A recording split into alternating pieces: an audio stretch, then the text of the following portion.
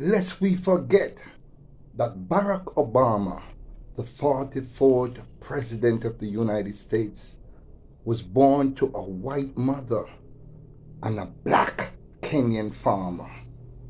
Let's put racism, let's put classism, let's bury skin color and think about us as a race of people.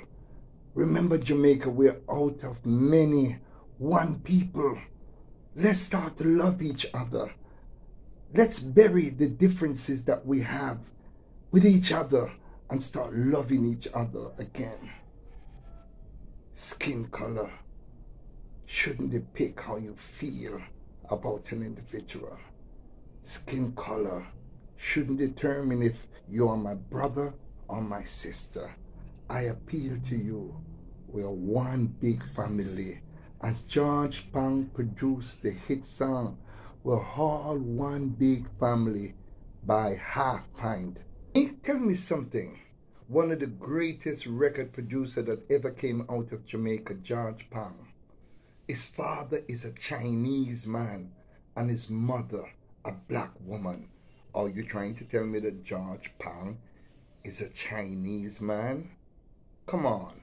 The one-drop rule in the United States Constitution says if an ounce of black blood is in you, you're considered a black man.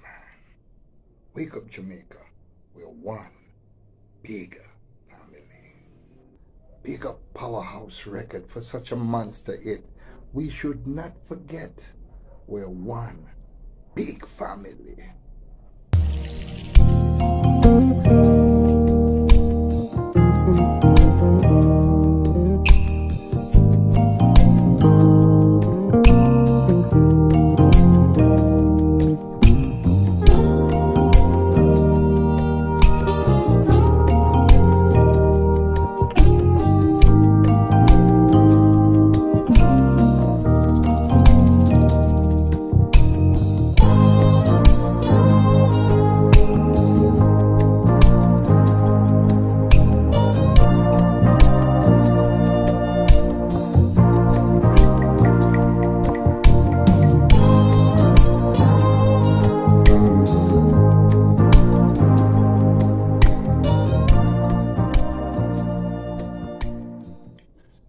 A very pleasant good morning, ladies and gentlemen. Welcome once again to Big Stone Television.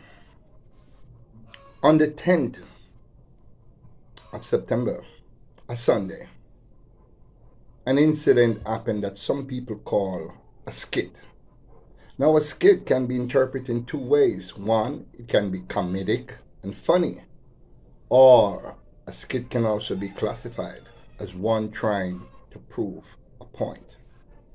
But before I get into the skit, I just want to deal with some of those naysayers.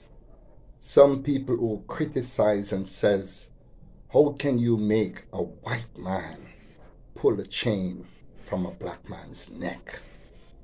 Now, a lot of people don't understand, and a lot of people are so ignorant. Even some of my learned friends, even my brother Muta Baruka is ignorant.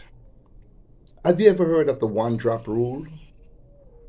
Yes, there is such a rule that if you have 1 ounce of black blood in you, you're not considered white anymore.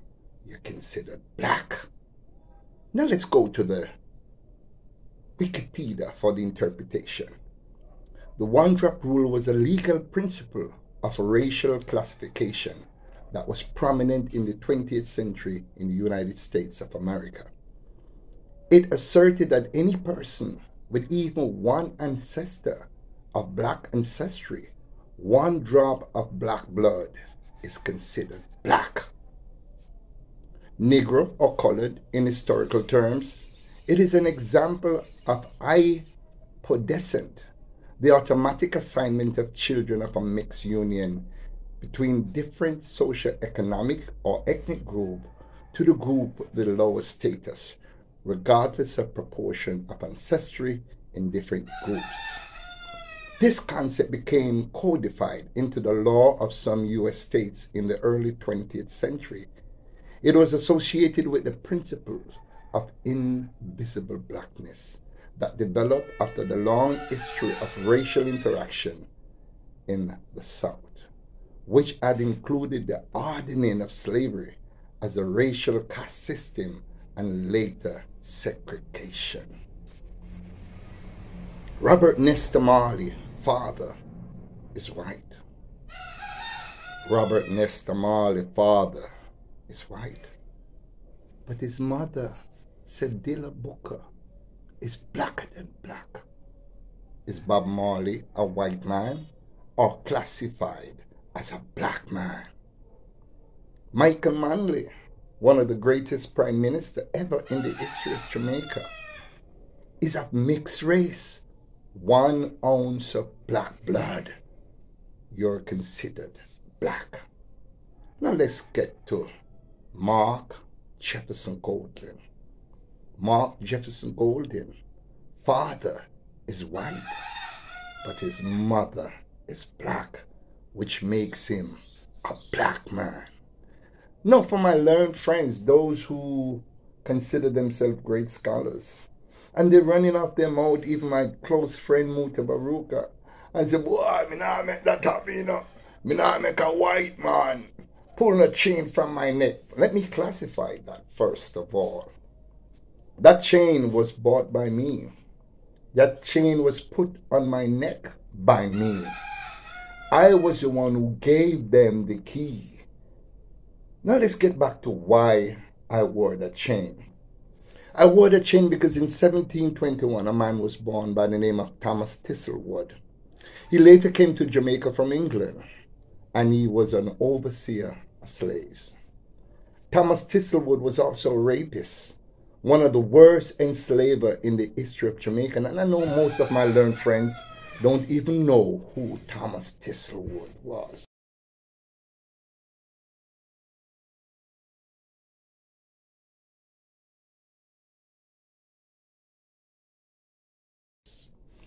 Thomas Thistlewood have raped over 168 of our women. Thomas Thistlewood would use his diary and document everything that he does. But one of the worst things, apart from whipping our people and put lime and salt in the wound, apart from tattooing his name, branding his name with a branding iron on the back, you know what he would do? In punishment, he would classify it as the Derby dose. Coach, check it out. Jamaica, I want you to go and see what the Derby dose was. Well, let me tell you what the Derby dose was. The Derby dose was anytime he wants to punish a slave, he would call another slave, open up the mouth of that slave, and have that other slave defecate in his mouth. That's why I have to rate my sister Queen Ifrika, because I know she's learned. Queen Ifrika mentioned the Derby dose, but a lot of people who are so hype and caught up in politics, I was never caught up in politics. I am a Michael Manley man. I love the principle of one of the greatest leaders in our time that we have witnessed. When we go back to 2020, Iselin McFarlane, the 81-year-old grandmother, that was placed to kneel down and shot in her head execution style. Her 10-year-old grandchildren, Christina McFarlane, was shot execution style. Her 6-year-old grandchild was shot execution style. Not to mention little Shanika Anderson. 18 years ago, I've been fighting the struggle. Courtney Walker, 14 years ago, little 9-year-old boy that was stabbed to death from Bampa River. You ask me why I wore that chain? It was never in mockery of slavery, because I know about my ancestors very well. I've walked the path of Paul Bogle, and many a times during the reenactment of the 1865 Marine Bay Rebellion, I am there, walking for 6.5 miles from Stony Gut to Marine Bay. I know the struggle of our people, the Rosa Parks, the Nelson Mandela, the Malcolm X, the Steve Bantu Biko, having been murdered the 7th of September. So I understand the plight of our people. I know what the chain represents. And we must never ever forget that chain. Look at the Jews. They talk about the Holocaust. They lost 6 million people in the Holocaust when Hitler did the unthinkable, tortures and so on. But can you imagine? Can you imagine? The Jews never forget. What the Jews do is they have this organization, and they go and hunt down anyone, any Nazi that was involved with the torture chambers and the Holocaust. Even if you get to 120 years old, they will hunt you down and bring you to justice and then execute you. The Jews are right. They say never again. Now, why are we afraid of the chain? The chain. The chain. Don't pre the chain. Pre the change. Pre the change that we need. Pre the change because our young men are killing each other. Pre the change because they're wearing school bags to school that says fully dunce. Look at that. Can you imagine? Are we adopting a culture of dunceness? Look at what is happening. Mad we are mad out. Mad we are mad out. Are we adopting a culture? Are we running insane? It might appear so because they say over 60 to 70% of Jamaica have some form of insanity. My brothers and sisters, a black man removed that chain from my neck. Mark Jefferson Golden is a black man. Do not be distracted by some idiotic people who think that he is white. It is that classism, it's that racism that wantonly seeps in our country that cause most of our young girls and young boys to bleach their skin. And when I look at that, and I bear the burden of that, because I am a natural man. I love my country. I gave up a life of luxury, living in the beautiful country of the United States of America, to come home to Jamaica to do what I must do, and that is to work assiduously for my people. I'm not looking sympathy. I'm not here to say that I'm apologizing. I would never apologize because I know the symbolic meaning of what I meant, the metaphor behind that chain. A lot of people were saying, why not give him to Dayton Campbell? Why not let a black man remove the chain from your neck? Any removal of chain is the same thing. Mark Jefferson Golden is not a white man. The one-drop rules apply to all. Mark Jefferson Golden is a black man, married to a black wife with 3 black children. Jamaica, wake up. We're suffering. We're under bondage, as you can see, because this has been happening over the years, and it has trickled down to full effect to his leadership. So I'm not attacking his leadership. I'm just saying, I'm charging Mark Jefferson Golden that when you get the reign, when you get the reign of being prime minister, don't forget your people. Don't forget your blackness. He's a wealthy man. He's not in need of any petty cash. So when he gets that position, when he walks into that position, I know for sure, as a fellow Cancerian, because he was born July 19, I was born on the 3rd of July. I know that he has a heart in his stomach. I want to pick up my other comrades, friends like George Pang. Big up yourself, George. Big up Kenneth Black's Kendan. Some of the stalwarts that still work within the communities, keeping the communities together. Jamaica, what are we fighting for? What are we fighting for? Look at the peace initiative in Anatown, orchestrated by George Pang and Mark Golden. It's still going on, and I'm so happy. I want to pick up Anatown resident. Keep it going. Be the shining example of a change. I understand what is happening to our people. I understand. And that platform, look at it. If I did not wear that chain, would we ever get an opportunity to even know that a big stone exists? Would anybody call me? I've done so much radio interview and television interview and talk show interview. I'm on the lips of every single Jamaican, not just in Jamaica, but across the diaspora. People are talking about the black man that wore the chain.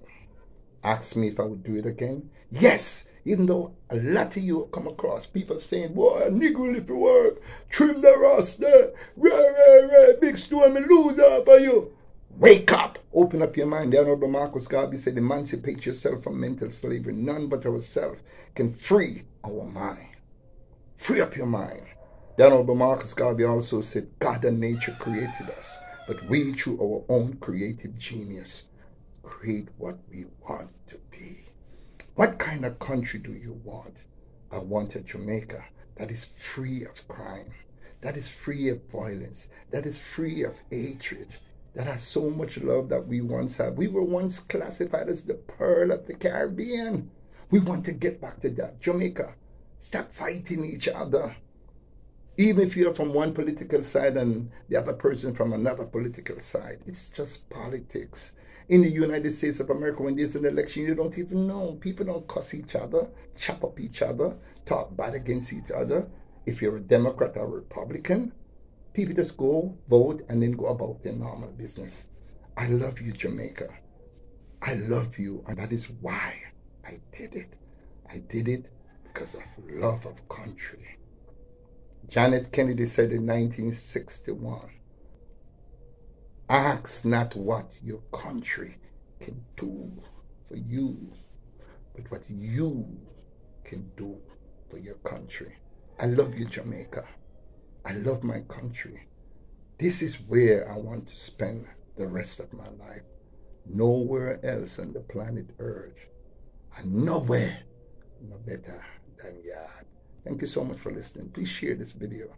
Please share this video so people can understand that I'm not just some fanatic or one that can be controlled. As Young Police says, that I was paid $10,000. My dignity and my pride as a black man would never stoop so low. I would never sell out my race. I live in Jamaica. Where do they live? I do not hide my face from my blog. Everybody know what Big Stone look like. I love my country. I love you, and you must also love each other.